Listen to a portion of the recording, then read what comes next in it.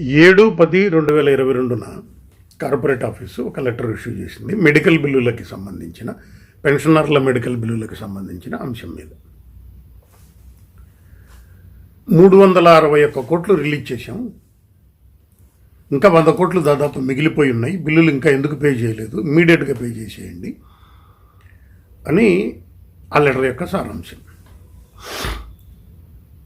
ఈ విషయంలో అసలు వీడియో పెడదామా వద్దా అని మీమాంసకు లోనై సరే పెడదాము, ఇందులో మనం నిజం తప్ప అబద్ధం చెప్పాల్సిన అవసరమే ఉంది అని అనుకున్నాం, అని పెట్టాలి అని నిర్ణయించుకున్నాం.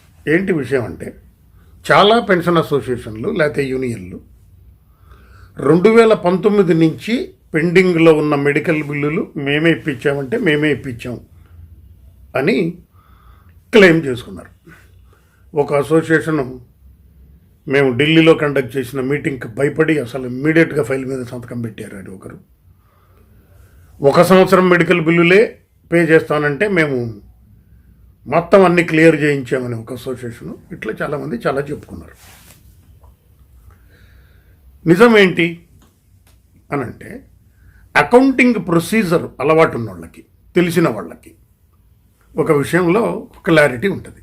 ఏంటంటే, వెండార్ పేమెంట్లో ఇంకో పేమెంటో ఉంటే ఇప్పుడు సెంట్రలైజర్గా ఢిల్లీ వాళ్ళే పే చేస్తున్నారు కాబట్టి ఈఆర్పి పేమెంట్స్ మొత్తం సెంట్రలైజర్గా ఢిల్లీ నుంచే జరుగుతున్నాయి.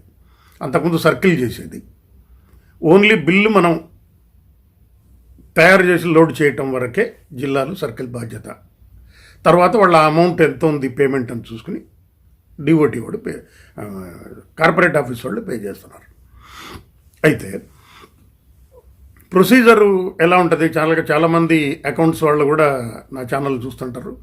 వాళ్ళని అడిగే ఇన్ఫర్మేషన్ కనుక్కొని చెప్పింది ఏంటి, ఒక నెల ముందో 15 రోజుల ముందో లేకపోతే ఇంత టైం పీరియడ్లో మీరు బిల్లులు రెడీ చేసి పెట్టండి. అది వెండార్ పేమెంట్లా, కాంట్రాక్ట్ బిల్లుల పేమెంటా, ఎనీ పేమెంట్ మీరు రెడీ చేసి పెట్టండి, అమౌంట్ రిలీజ్ చేయబోతాం, ఆ అమౌంట్ ఎంతో మాకు చెప్పండి అని చెప్పి కార్పొరేట్ ఆఫీస్ ఆర్డర్ ఇస్తుంది. అకౌంట్స్ వాళ్ళకి మెయిల్ పంపిస్తారు. వీళ్ళు వెరిఫై చేసుకుని ఎంత బిల్లులు ఉన్నాయి ఆ అమౌంట్, ఆ బిల్లు పెడతారు. దాంట్లో పెడితే వాళ్ళు ఆ అమౌంట్ చూసుకుని రిలీజ్ చేస్తారు. ఈ ప్రొసీజరు ఒక్కోసారి ముందు జరగచ్చు. మెడికల్ బిల్లులకు సంబంధించినంత వరకు ఆగస్టు మొదటి వారంలో బిల్లులు రెడీ చేయండి, డబ్బులు రిలీజ్ చేయబోతున్నాము అని అకౌంట్స్ వాళ్ళకి మెయిల్స్ వచ్చినాయి. ఢిల్లీ ధర్నాలు ఎప్పుడు జరిగినాయి, ఇంకొక అసోసియేషన్ ఎప్పుడు లెటర్ రాసింది, ఈ లెటర్లు మీరే డేట్లు వెరిఫై చేసుకోండి, మీకు అర్థమైపోద్ది. సమస్య ఏంటంటే, 5,000 కోట్ల రూపాయలు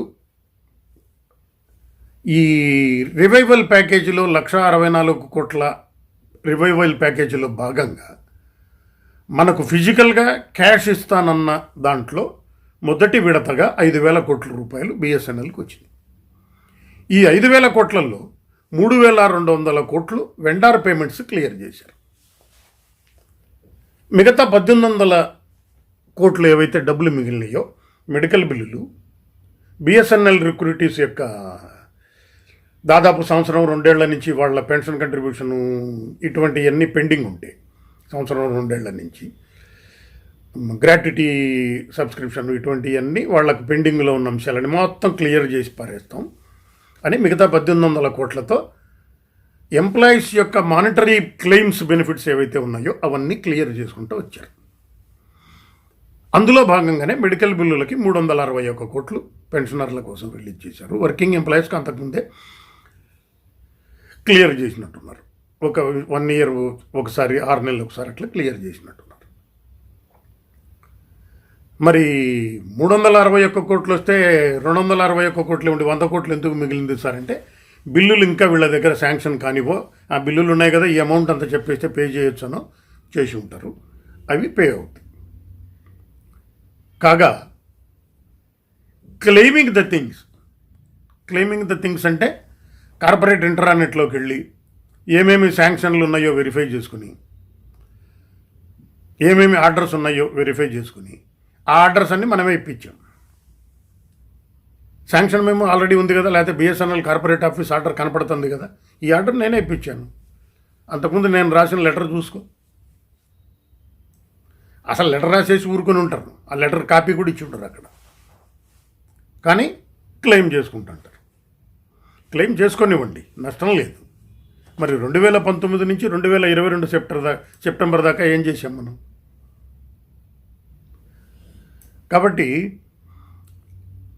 ఇతరులను విమర్శించడానికని కాకుండా క్లెయిము మేనేజ్మెంట్ ఎప్పుడు అనుకుంటే అప్పుడే ఇస్తుంది తప్ప మనం పడిన శ్రమ ఇందులో ఒక లెటర్ రాయటమే, లేకపోతే 2 లెటర్లు రాయటమే తప్ప అక్కడ మనం వెళ్ళి